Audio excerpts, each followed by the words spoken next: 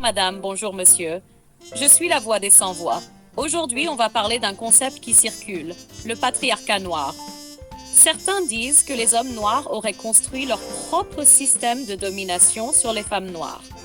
Mais quand on regarde l'histoire et les faits, ce discours ne tient pas. Le patriarcat est universel, pas communautaire. Le patriarcat existe depuis des millénaires. En Europe médiévale, le droit des femmes était limité par la loi salique. En Asie, en Chine impériale, le pied bandé symbolisait la soumission féminine. En monde arabe, la polygamie et l'héritage déséquilibré sont encadrés par des textes religieux. Dans tous ces cas, les structures patriarcales ne viennent pas des hommes noirs.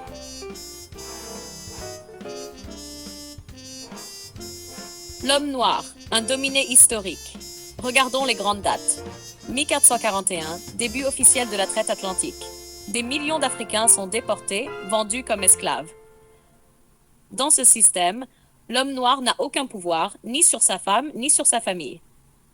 Les familles sont brisées, les mariages interdits ou ignorés. Code noir, 1685, France. Ce texte impose que l'esclave n'a aucun droit.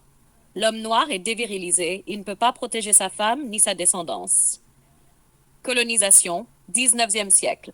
L'homme africain est soumis à l'administration coloniale. Ses terres sont volées, son rôle de chef de famille est remplacé par l'autorité coloniale.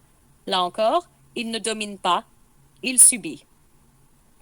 Conclusion de cette partie, comment parler de patriarcat noir quand l'homme noir n'a jamais eu les rênes du pouvoir économique, politique et social? 3. Confusion entre sexisme et patriarcat. Oui, il y a du sexisme dans toutes les communautés. Exemple, un homme noir peut refuser à sa femme de travailler. Un homme noir peut tromper sa compagne. Mais ça, ce n'est pas un patriarcat spécifique aux Noirs. C'est le même comportement que l'on retrouve chez les hommes blancs, arabes, asiatiques. Le problème, c'est que certains veulent racialiser ce sexisme en parlant de patriarcat noir. 4. Une arme idéologique contre l'homme noir. Après l'abolition de l'esclavage, 1848 en France, 1865 aux États-Unis, de nouveaux discours sont apparus. Les hommes noirs ont été présentés comme des prédateurs sexuels dans la propagande coloniale. On disait qu'ils menaçaient les femmes blanches pour justifier lynchage et ségrégation. Aujourd'hui, parler de patriarcat noir reprend la même logique. Isoler l'homme noir comme coupable, alors qu'il est lui-même victime d'un système global. 5. Les femmes noires et les hommes noirs, une histoire commune. Angela Davis, année 1970, disait déjà que les luttes féministes noires devaient être pensées dans le cadre plus large du racisme et du capitalisme. Les luttes des femmes noires ne se comprennent pas contre les hommes noirs, mais avec eux, face à des systèmes plus grands. Conclusion, punchline. Le patriarcat existe, oui. Mais le patriarcat noir est un mensonge. C'est une arme rhétorique pour diviser, pour mettre l'homme noir en accusation. Ce qu'il faut construire, ce n'est pas un faux procès de l'homme noir. C'est une solidarité noire. Hommes et femmes, ensemble, pourquoi le patriarcat noir n'existe pas? 1. Définition juridique et sociologique du patriarcat. Le terme patriarcat vient du grec patriarchès, le pouvoir du père. En sociologie, Max Weber, 1922, le patriarcat est un système où l'homme détient l'autorité légale, économique et symbolique sur la femme. Dans les sciences sociales contemporaines, Ilvia Walby, 1990, le patriarcat est défini comme un système de structure sociale qui maintient les femmes dans une position subordonnée aux hommes. Cela veut dire que pour parler de patriarcat noir, il faudrait prouver l'existence d'un système construit, stable, organisé, où les hommes noirs dominent collectivement les femmes noires. Or, historiquement, ce système n'existe pas.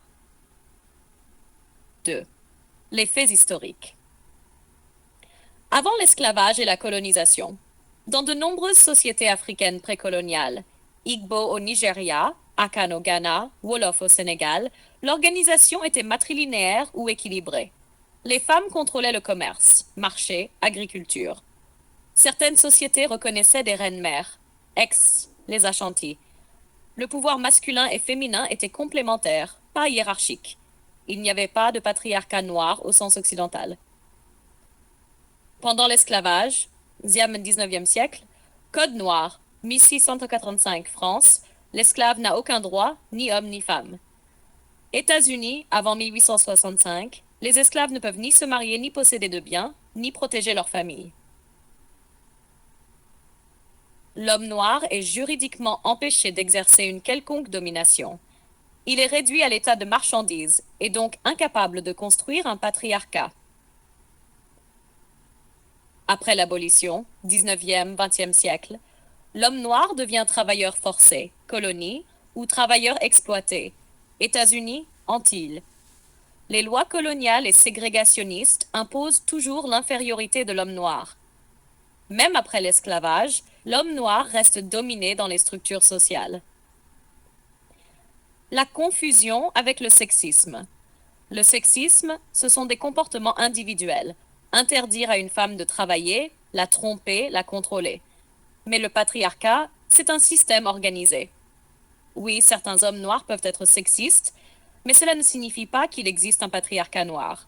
Sinon, on devrait aussi parler de patriarcat arabe, patriarcat asiatique, patriarcat latino. Ce qui n'a aucun sens sociologique. 4. Les travaux des chercheuses noires. Angela Davis, Femmes, race et classe, 1991. Explique que les femmes noires ont subi à la fois le sexisme et le racisme, mais jamais un patriarcat noir autonome. Bell Hooks, Ain't I a Woman, montre que le stéréotype de l'homme noir violent est une invention coloniale et esclavagiste pour justifier le contrôle social. Françoise Vergès, Un féminisme décolonial, BILF, rappelle que le patriarcat global est colonial, racial et capitaliste, mais pas spécifiquement noir.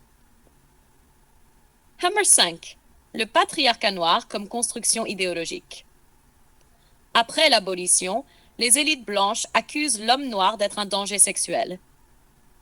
Aujourd'hui, le concept de patriarcat noir sert souvent à opposer femmes noires et hommes noirs, au lieu de reconnaître leur lutte commune contre le racisme et le patriarcat global. C'est une arme politique, pas une réalité historique. Conclusion académique. Le patriarcat existe, mais il est universel et systémique, pas racialement spécifique. Fait. Avant la colonisation, beaucoup de sociétés africaines étaient matricentrées. Pendant l'esclavage, l'homme noir était juridiquement impuissant. Après, il est resté dominé par le système colonial et capitaliste. Résultat, parler de patriarcat noir n'a pas de fondement historique ni sociologique. C'est une construction idéologique destinée à diviser. Veux-tu que je fusionne la version YouTube